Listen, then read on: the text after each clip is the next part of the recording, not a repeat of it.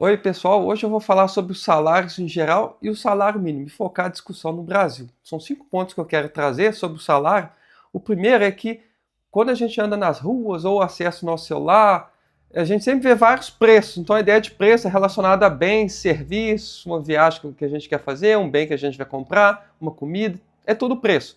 Mas também a economia tem outros preços, como como o salário. O salário é o preço, que é o preço da mão de obra. Outros preços que a gente utiliza, mas que talvez a gente não relacione a ideia de preço, é a taxa de juros, que é o preço da moeda ao longo do tempo, preço futuro do real. A gente tem também a taxa de câmbio, de reais por dólar, é o preço do real em relação ao dólar, em relação a outras moedas internacionais. E o salário também é um preço, só que é o preço da mão de obra. É, a gente não relaciona com a ideia de preço, mas é um preço. Então, o salário é um preço, primeira coisa. É o preço da mão de obra. O segundo ponto que eu quero chamar a atenção é que, como todo preço de uma economia, ele é formado pela interação da oferta e com a demanda. No caso do salário, a oferta somos nós trabalhadores. A gente está ofertando nosso serviço. E a demanda é a demanda das empresas para nos contratar. Então a oferta interage com a demanda e gera o salário, gera esse preço, que a gente chama de salário. Um dos primeiros autores a notar e a observar corretamente isso foi o Karl Marx. No seu livro Capital, ele dizia que os trabalhadores, ao ingressarem no mercado de trabalho, eles se tornam mercadorias. E correto. Quando a gente está procurando emprego ou a gente está ofertando um serviço, a gente entrou no mercado de trabalho, a gente é tratado como mercadoria. Somos humanos, claro, inerentemente nós não temos um preço, mas quando a gente entra no mercado de trabalho, a nossa mão de obra tem um preço, que é chamado de salário. Então, salário é um preço. Segundo ponto, como todo preço de uma economia, ele é formado pela oferta e pela demanda. E o terceiro ponto é que, e é um princípio da economia, a oferta, quando cruza com a demanda, vai gerar o preço, nos preços que a gente vê. Sempre a relação oferta com demanda. Mas, se por algum motivo, vamos supor que o governo resolve estabelecer um preço acima desse preço que o mercado formou, a gente tem um resultado de escassez, né? Normalmente dá escassez desse produto. A escassez no mercado de trabalho é chamado de desemprego. Então é outro ponto característico do mercado de trabalho. Quando tem escassez, a gente chama de desemprego.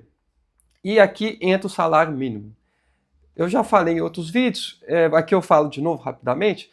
O governo estabelece o salário mínimo porque, se ele deixasse o mercado formar o salário mínimo, o salário seria inferior ao salário mínimo estabelecido pelo governo.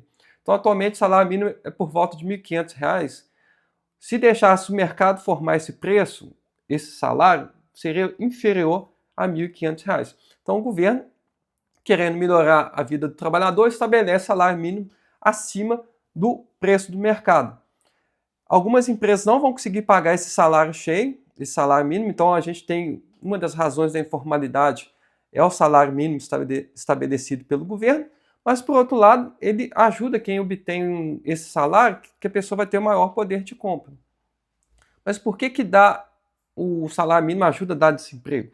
Como muitas empresas não conseguem pagar o salário mínimo, e aqui no Brasil a gente tem o maior número das empresas são empresas pequenas, pouco produtivas.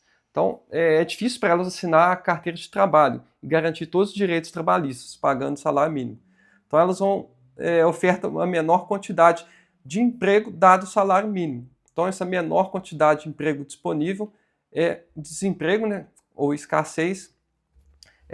Então, o salário mínimo gera desemprego. Quarto ponto é a qualificação. Ok, o salário é formado pela oferta e pela demanda, mas quanto mais qualificados são os trabalhadores, as pessoas, né? Vamos supor, nós brasileiros, se a gente tivesse a maior qualificação educacional e profissional, o salário tenderia a ser maior. Pensa do ponto de vista de um indivíduo altamente qualificado. Essa pessoa não vai aceitar um salário baixo. E como ele é altamente qualificado, o mercado vai querer pagar mais para tê-lo. Outras empresas vão concorrer para ter ele. Então isso ajuda a jogar o preço para cima. Então parte do baixo salário, tanto mínimo quanto salário médio no Brasil, é por conta da qualificação dos brasileiros.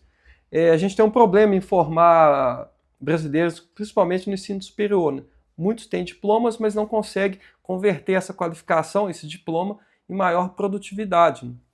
Então, essa desconexão entre a formação da pessoa e o que ela oferece pode ser penalizado. Então, esse é o quarto ponto. Quanto maior a qualificação da mão de obra, maior tende a ser o seu salário. Isso é uma das explicações por que países ricos como Estados Unidos, Canadá, alguns países da Europa, o Japão pagam salários mais elevados, porque a população deles é mais qualificada em comparação com, por exemplo, os brasileiros. Então lá, essa população reivindica o maior salário. Na interação da oferta e com a demanda, a oferta vai colocar um preço mais alto, ou seja, vai impor um salário mais elevado para poder trabalhar. A gente, em filmes, em noticiário, vez ou outra, tem uma informação que chega nessa conclusão. Por exemplo, empregadas domésticas são muito mais caras em outros países do que aqui no Brasil, né? Porque a mão de obra em outros países é muito mais cara, muito mais custosa.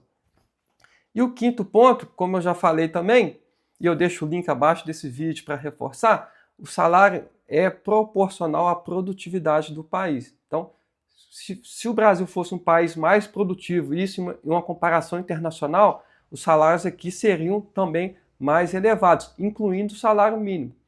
Eu fui questionado em alguns comentários aqui no canal que por que o governo brasileiro não paga um salário mínimo mais elevado para os brasileiros. Ele até tenta, mas por uma série de fatores ele não consegue. O principal é porque o salário mínimo, como tantos outros preços da economia, a gente está aprendendo nesse vídeo que o salário é um dos preços, o preço da mão de obra, ele é determinado pela oferta e pela demanda. O governo tenta melhorar esse resultado, mas ele pode fazer pouco. Primeiro porque é o mercado privado que que estabelece a maior parte dos salários que a gente tem na economia. E mesmo se o governo tentasse aumentar esse salário mínimo, muitas empresas não iam conseguir pagar o salário mínimo colocado pelo governo. Vamos supor um salário mínimo de 5, 10 mil reais. Como que empresas pouco produtivas, empresas pequenas, empresas informais vão conseguir pagar esse salário mínimo? Elas não iriam, então elas não iam assinar a carteira de trabalho, a gente ia aumentar ainda mais a informalidade. Então, se a gente quer ter um maior salário mínimo ou um maior poder de compra aqui no Brasil, o passo principal é aumentar a produtividade do país, aumentar a capacidade de produção de nós brasileiros. O segundo passo seria aumentar a qualificação educacional e profissional, capacitar tecnicamente toda a população. Não é fácil, então é um dos desafios do Brasil, mas é por isso que o salário aqui não é tão alto quanto em outros países. Mesma coisa em relação ao nosso poder de compra. Gostou do vídeo? Curta, compartilhe, siga o canal que eu vou soltar mais conteúdos parecidos com esse, explicando termos e conceitos que a gente utiliza na economia.